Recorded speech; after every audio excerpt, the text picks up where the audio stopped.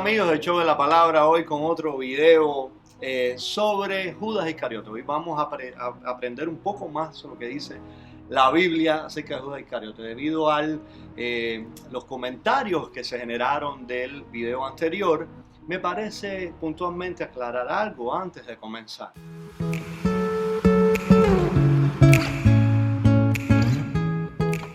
Número 1. En este canal no procuramos hacer juicios condenatorios sobre ningún pastor o predicador. Creemos que esto es un foro público y no es el lugar para hacer ese tipo de cosas.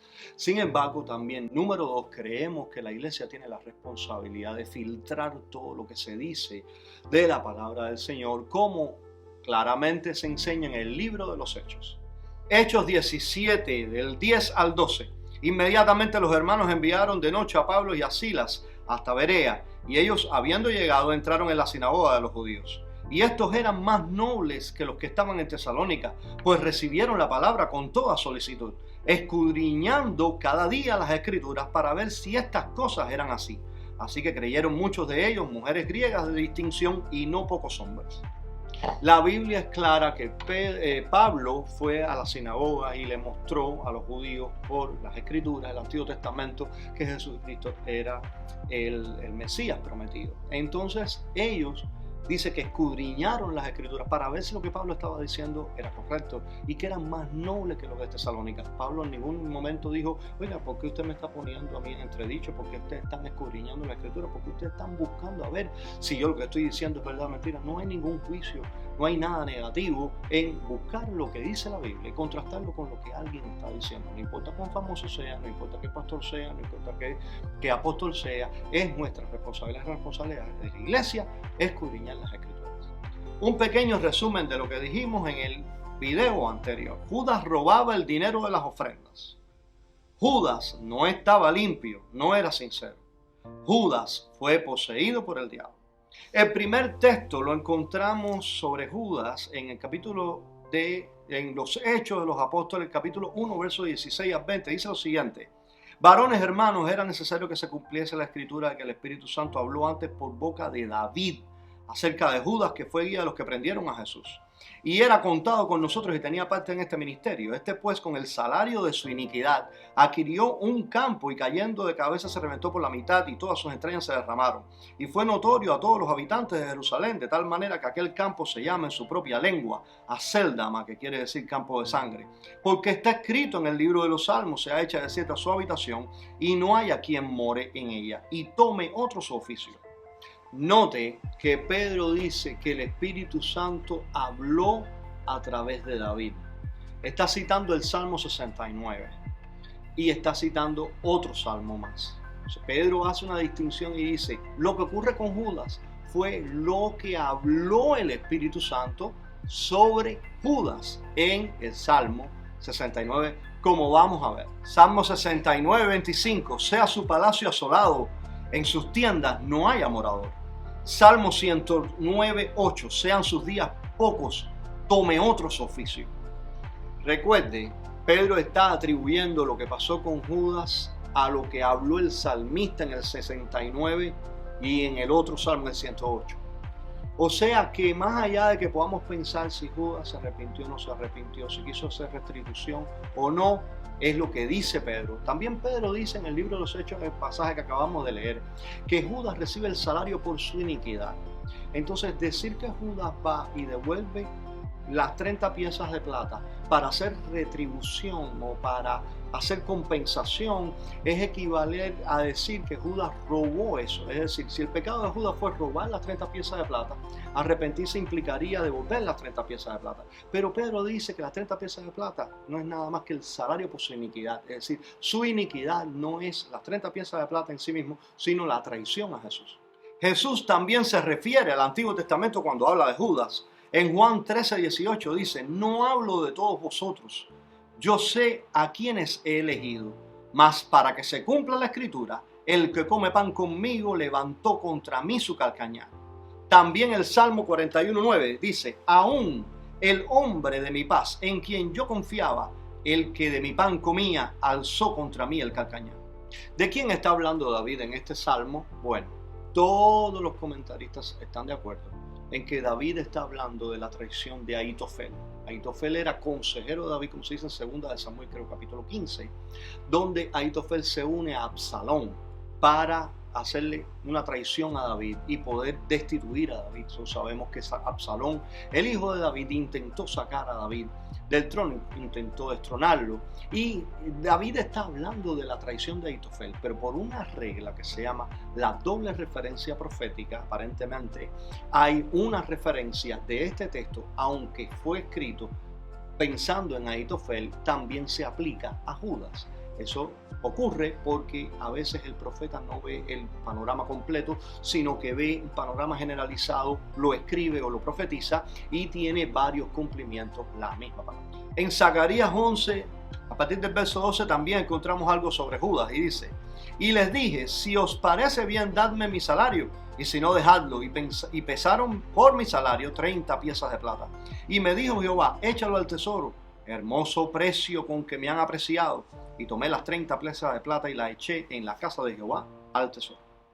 Aquí Zacarías está hablando de que él había sido contratado por unos pastores, malos pastores, o sea, eran traficantes de ganado realmente. Y Zacarías dice, bueno, ustedes me contrataron para ser su pastor, y de las muchas advertencias de Zacarías, ellos no quisieron escuchar. Entonces al final Zacarías dice, bueno, dame precio por mi labor, sí, págame de acuerdo a lo que tú valoras mi trabajo. Y entonces Zacarías recibe 30 piezas de plata. Recordemos, 30 piezas de plata es lo que se pagaba cuando se perdía un esclavo. Cuando un esclavo moría de manos de un buey, de otra manera, se restituía con 30 piezas de plata. Entonces Zacarías está hablando de eso y dice, y lo tiré al tesoro. No sabemos si Judas quizás se acordó de la profecía y dijo, voy a llevar las 30 piezas de plata para tirarlas al templo ahí, para dejarlas en el templo. Lo que sí sabemos es que está hablando de Judas en una doble referencia profética. En 2 de Corintios se habla de este concepto. Hubo una persona que nos dejó en los comentarios que yo hice un juego de palabras. Bueno, cada palabra tiene un significado diferente, porque el idioma tiene un significado diferente. Todos los idiomas, dice Pablo, que tienen valor en el mundo, pero si yo ignoro las palabras del que habla, seré como extranjero para él y él será como extranjero para mí. Esa es la inspiración de este canal.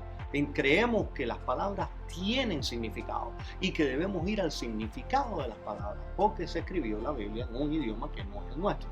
Entonces no es un juego de palabras, sino que realmente Judas no se arrepintió, sino lo que sintió fue pesar o remordimiento por lo que había hecho. 2 de Corintios 7:10 dice, porque la tristeza que es según Dios produce arrepentimiento para salvación, de que no hay que arrepentirse, pero la tristeza del mundo produce muerte. Entonces no todo el que está triste realmente es porque está arrepentido. Una tristeza, dice 2 de Corintios, produce arrepentimiento, que es la que es según Dios, pero hay otra tristeza que produce muerte. Judas podía haberse arrepentido. Creemos que no había posibilidades. ¿Por qué? Bueno, por múltiples textos que no tenemos todo el tiempo de ver, pero la verdad es que Dios jugó, porque Dios sabe todo, sabe el futuro, jugó con lo que había en el corazón de Judas. Era un corazón lo suficientemente malo como para poder traicionar al Maestro. Y mire lo que dice Jesús cuando estaba orando al Padre. Juan 17, del 11 al 12. Jesús está orando y dice lo siguiente. Y ya no estoy en el mundo, mas estos están en el mundo. Y yo voy a ti, Padre Santo, a los que me has dado, guárdalos en tu nombre, para que sean uno, así como nosotros. Cuando estaba con ellos en el mundo, yo los guardaba en tu nombre. A los que me diste, yo los guardé, y ninguno de ellos se perdió, sino el hijo de perdición, para que la escritura se cumpliese. Entonces Jesús está orando y le está diciendo, Padre, yo quiero que tú cuides a los que me diste, que tú cuides, porque tuyos eran y me los diste, y yo los cuidé, yo los guardé, pero ellos están en el mundo, ellos se quedan en el mundo, yo me voy del mundo, yo voy a ti, quiero que tú los cuides, porque de los que me diste a ninguno perdí, excepto al hijo de perdición. Entonces sí, Jesús está diciendo que Judas es el hijo de perdición. ¿cómo puedo afirmar que se arrepintió? Eso implicaría decir que Dios no puede perdonar el pecado si no se arrepiente. Es decir, si una persona se arrepiente, Dios le perdona. Entonces, si él se arrepintió, entonces Dios lo perdonó, porque Jesús dice que es el Hijo de perfección para que la Escritura se cumpliese. Entonces, hay muchas teorías de por qué Judas hizo lo que hizo. A mí, yo prefiero creer la palabra tal y como ella lo dice, aunque quizás no tenga todas las explicaciones. Una teoría es que Judas era el único que no era galileo, era de Judea, de una aldea en Moab por el nombre Iscariote. Sin embargo, de pueblo de Keirot, hombre de Keirot, pero eso no está 100% probado, o sea, es una especulación.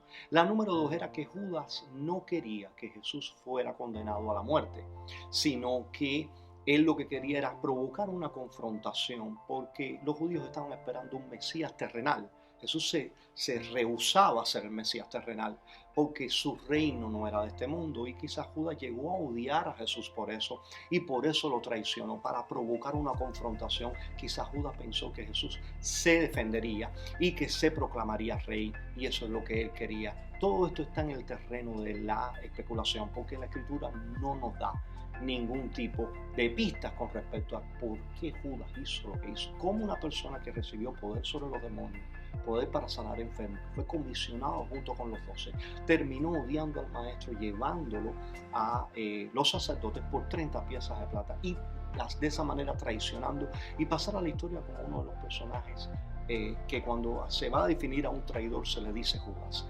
O sea, no sabemos exactamente cuáles fueron las motivaciones de Judas. Hay muchas especulaciones. Otra de que él venía de una familia de revolucionarios, de asesinos, de sicarios que querían rebelarse en contra de Roma y querían que Jesús